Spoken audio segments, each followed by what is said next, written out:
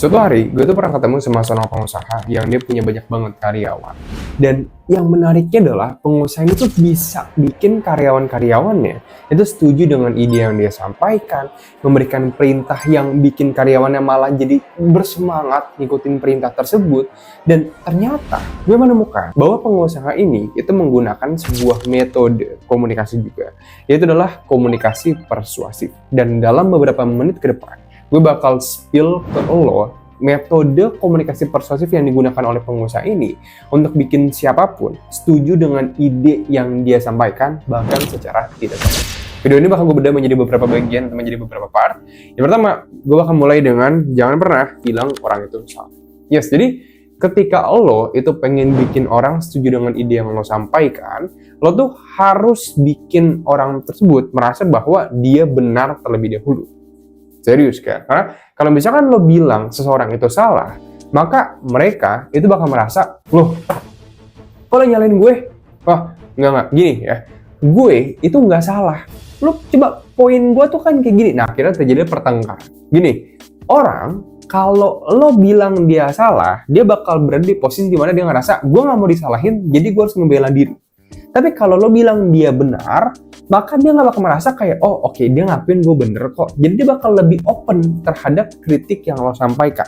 Ketika lo bilang orang itu salah, maka dia bakal masuk ke dalam mode ego dia. Sehingga apapun yang lo bicarakan ke dia, itu gue jamin bakal mental. Jadi kalau lo pengen bikin dia setuju dengan ide yang lo sampaikan, please banget jangan bilang lo itu salah. Itu fatal banget. Nah, ini yang pertama. Tapi yang kedua, itu adalah ngubah kata tapi menjadi kata dan. Jadi walaupun sebenarnya lo udah kayak, oh gue udah bilang ke orang itu nggak salah bang, tapi kadang ada orang nih yang kayak, gue tuh masih susah aja bang ngasih tahu dia. Gimana ya bang, cara gue bisa bikin orang ini tuh percaya dan setuju dengan ide yang gue sampaikan gitu bang. Oke, sebenarnya kadang kita dengan merubah satu kata aja, cara kita ngasih tahu ide kita ke orang tersebut, itu bisa mengubah persepsi dia tentang ide yang lo sampaikan. Jadi lo bakal bisa bikin dia setuju dengan ide yang lo sampaikan cuma dengan mengubah satu kata doang. Ini adalah mengubah kata tapi menjadi kata dan. Contoh, misalnya gue bilang ke lo nih, Vin, misalnya nama lo Vin ya. Vin, ide lo tuh bagus banget Vin. Ya. Tapi Vin, kalau menurut gue pribadi, itu yang pertama. Dan yang kedua, misalnya gue ngomong kayak gini, Vin, ide lo tuh bagus banget Vin. Dan kalau dari gue pribadi nih Vin, itu juga bisa nih Vin ngelakuin A, B, C, D, E, F, G. Lo lihat gak? Kira-kira pendekatannya lebih enak yang mana? Lo sebagai orang yang pengen gue ubah idenya biar setuju dengan ide gue, lo lebih demen dengerin yang pertama dan yang kedua. Oh, mayoritas orang itu bakal bilang yang kedua. Kenapa? Karena yang kedua, lo di posisi yang dimana lo nggak harus ngebela diri. Karena kata tapi itu adalah kata yang dimana lo bilang ke orang tapi, maksudnya ada hal lain yang bisa lebih kita lakukan lebih baik daripada yang lo pilih mungkin. Oke, jadi kata tapi ini membuat orang menjadi defensif. Oleh karena itu, kata tapi ini perlu kita ubah menjadi kata dan. Oke, lo nggak salah kok, dan kita juga bisa ngelakuin alih-alih lo bilang kayak, lo salah. Nah, oleh karena itu juga nggak bener. Itu yang kedua, lo tuh bener, tapi kita juga bisa nih ngelakuin. Nah, itu juga tetap aja sama aja. Jadi, seolah lo tuh cuma ngomong kayak, lo tuh bener, tapi, nah jadi, lo nya tuh bener tuh cuma kayak munafiknya doang. Makanya kita bilang, yes, lo tuh bener. Dan, yang ketiga, lo harus memperhatikan orang yang lo pengen tanemin ide di otak dia, itu tipe orang yang sifatnya itu masuk ke dalam rute periferal atau ke rute sentral. Ini ngebingungin banget, kayak, bang, apa sih rute periferal dan sentral itu? Gini, dalam 3 Hour Communication, kelas gue di Stanley Academy, ada sebuah chapter bagian, itu chapter psikologi komunikasi. Jadi di chapter ini kita bakal memperdalam mengenai otak manusia dari sudut pandang psikologinya, terutama lebih spesifiknya di bidang komunikasi. Jadi psikologi dalam dunia komunikasi. Nah, salah satu aspek yang kita pelajari adalah ketika lo pengen mempersuasi seseorang atau lo pengen bikin orang bilang iya ke yang lo minta, lo harus paham, dia tuh tipe orang yang masuknya lebih kemana. Nah, masuknya ini adalah, kalau lo tau kan ada orang introvert, ada orang extrovert. Nah, di persuasi orang hal ini juga ada. Ada orang yang periferal atau ada orang yang lebih kuatnya di sentral. Nah, bang, bedanya itu apa? Biar nggak orang itu nggak bingung pakai kata-kata kayak periferal sentral, gue bakal ubah aja deh. Orang itu ada yang lebih kuat di emosi, ada yang lebih kuat di logika. Oke, jadi bang, ada yang lebih kuat emosi, ada yang lebih kuat di logika. Yes, bedanya itu apa bang? Lo pernah gak ke teman-teman lo yang datang nih misalkan ke hypermart, terus ngelihat ada, oh diskon 50% cuma sampai tanggal berapa untuk 2 list pertama misalkan. langsung dia kayak, langsung ambil aja, langsung ambil gitu, dan dia langsung masuk ke kasir, langsung dibeli, langsung dibayar langsung. Tapi ada juga orang yang misalkan dia pakainya fakta atau data, dia nggak peduli nih tentang diskon lah apa, dia nggak peduli, dia cuma pengen lihat dulu ini bajunya apa sih, dia pakai bahan apa sih, oh dia tahan berapa lama, oh ini dari brand siapa, oh emang ini kalau misalnya dipakai nggak menarik lama-lama, ada datanya nggak, emang berapa banyak orang, jadi dia lebih ke arah pendalaman secara data. Nah lo harus lihat, orang yang ada di depan lo ini itu tipenya lebih ke arah pendekatannya pakai emosi atau pendekatannya pakai data. Nah, yang bisa lo lakuin adalah kalau misalkan let's say dia itu lebih ke rute yang data, maka ketika lo pengen meyakinkan orang tersebut, lo bisa menggunakan data atau fakta untuk membuktikan bahwa apa yang lo sampaikan itu benar secara logika atau lebih kuat lah. Contoh misalkan gue pengen bilang ke dia bahwa lebih baik kita menggunakan influencer marketing dan dia lebih setuju pakai misalkan paid advertisement. By the way, bagi lo yang mungkin non-marketer atau bukan orang marketing, tenang aja, ini cuma buat contoh doang aja. Misalkan dia bilang kayak, Son, gue lebih setuju kalau kita pakai paid marketing. Nah, gue bakal bilang kayak gini, yes, itu juga oke banget tuh bro. Dan kalau dari gue, gimana kalau kita juga bisa nih pakai, kita combine mungkin dengan influencer marketing.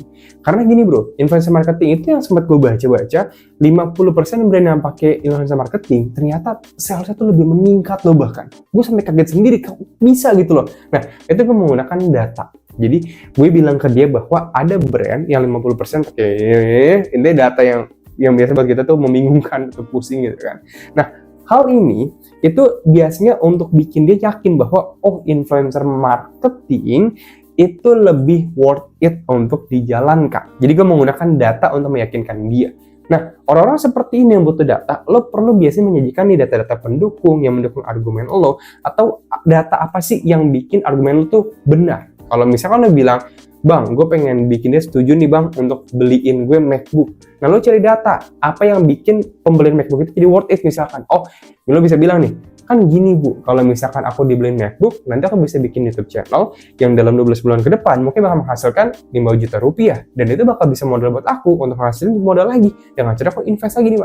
Jadi lo pakai data tuh. Jadi lo jelas ada struktur logikanya atau data fakta pendukung.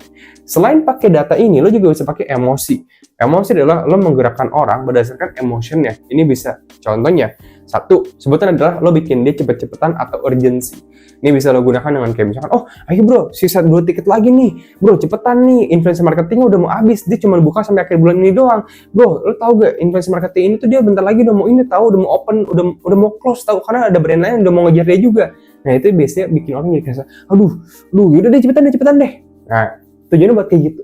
Biasa ada orang yang lebih condong, mereka lebih perlu ditekan dalam emosinya daripada logika atau faktanya. Contohnya, misalkan, bang, selain dari, karena gue bukan marketing nih bang, gue pengen bikin orang setuju dengan ide gue, tapi gue nggak jualan bang, bukan buat jualan nih bang, gimana caranya ya?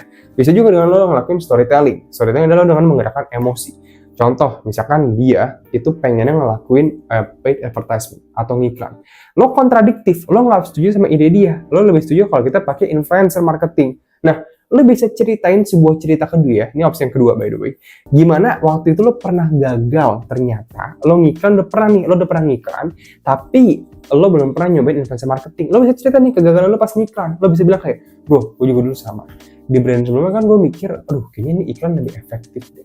Ternyata pas gue jalanin, itu bener-bener iklan ternyata nggak jalan sama sekali.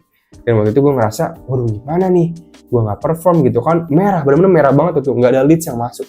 Akhirnya nggak lama gue dipanggil kan sama si bos, habis gue dia maki-maki di situ. Gitu gue sedih banget. Nah, pas lo cerita kayak gitu, lo menceritakan sebuah kisah emotion yang dimana sebenarnya ujung-ujungnya cerita ini bakal bikinnya ngerasa, bisa jadi sih itu juga nggak jalan ya. Jadi cerita lo tuh untuk meyakinkan dia secara emosi.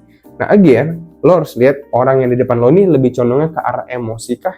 Butuh diyakinkan secara emosi kah dengan kayak promo-promo terbatas, urgency kayak misalkan contoh potongan harga, atau mungkin limited edition, sisa berapa lagi nih influencer ini, sisa sampai buka bulan ini doang nih, dan dengan endorsementnya, ada brand lain nih yang mau ngincer si influencer ini, jadi kalau lo nggak bilang sekarang, besok kayaknya dia udah nggak bisa lagi deh. Atau lo juga bisa menggunakan storytelling, menceritakan sebuah cerita yang bikin dia tergerak untuk mengambil aksi sesuai dengan apa yang lo ingin dia lakuin misalkan. Atau tim yang kedua, lo juga bisa menggunakan data atau fakta pendukung.